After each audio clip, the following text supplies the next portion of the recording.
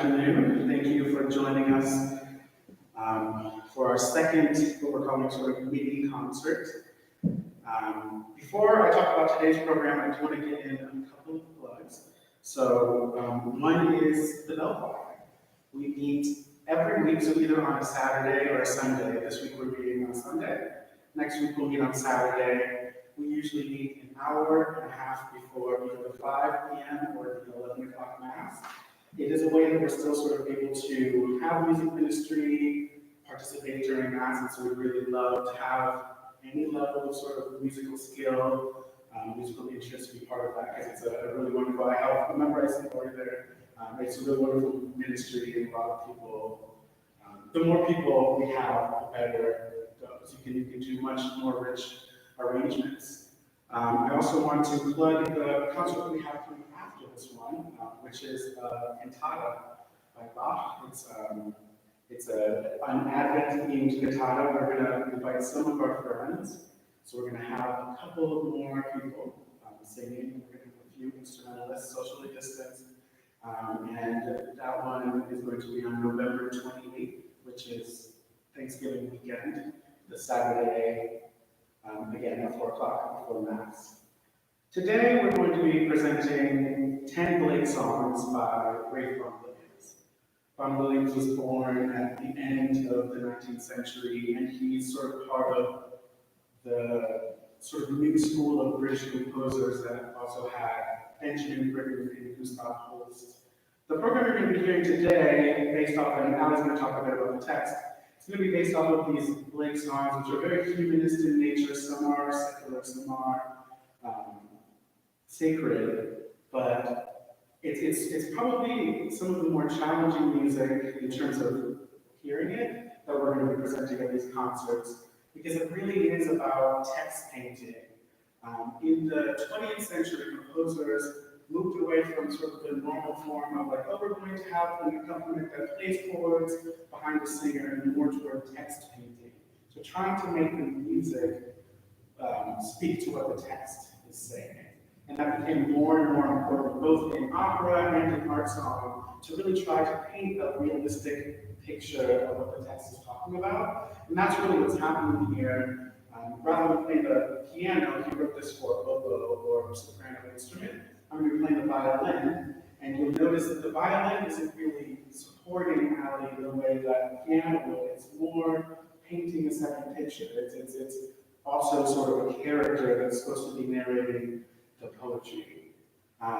So it's 10 songs. Some of them are accompanied, some of them are unaccompanied, but if you could really focus on the text and really try to sort of imagine what the composer is trying to tell you with some of this very prickly, sometimes dissonant music. It's very, very interesting music. It's very, very interesting poetry. I'm going to let Ali talk a bit about that while I tune my violin, and then we'll get started.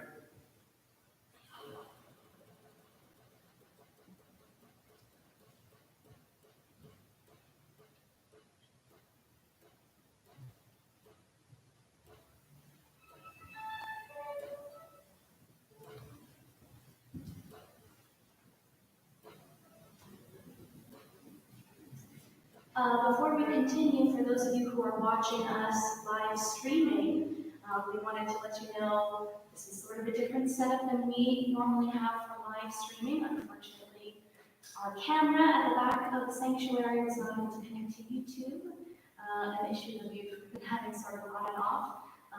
Father Tarantino and Shannon Saveda jumped in at the last second and did all they could to help us, and now we have sort of a laptop webcam that is enabling us to connect to all of you who are watching through YouTube. So huge thank you to them. A quick word I have now about William Blake, who wrote the poetry that was set to music by Vaughan Williams. William Blake, these poems by William Blake are from a book of poems called The Songs of Innocence and of Experience. And you're going to hear sort of a combination of themes here. Some are very pastoral and lovely. There's some lamb and shepherd imagery, talk of Jesus as an infant child, very innocent imagery, and then you also have the experience end of it, which is like a little bit of corruption, a lot of humanity at its worst, and you're going to be able to hear that as well in the way the music was set. You've got those dissonant sounds for the experience side, and a lot of lovely folk-like sounds for the innocence side. And you get a little bit of both in this. Blake was an interesting man. Not only a poet, but also a printmaker. So his poems, his books of poems, were engraved by him, and illustrations he made himself, and then the text was in the middle. One of the most famous of those is the Tiger, Tiger, Burning Bright. So you've got the text in lovely fancy font, and then the tiger at the bottom of the picture. So all of the poems you're going to hear today were also illustrated, and if you have a moment, I say go look for them, because some of them are really interesting and a little strange. I think we should get started.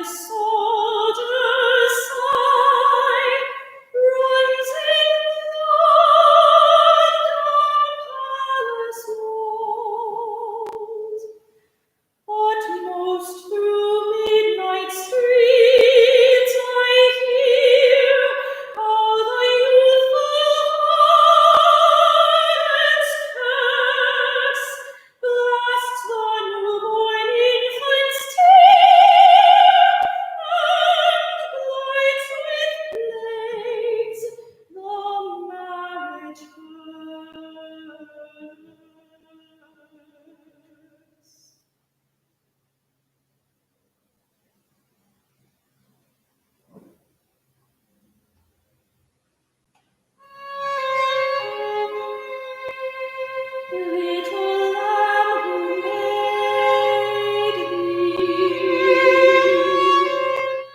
dost thou know who made thee?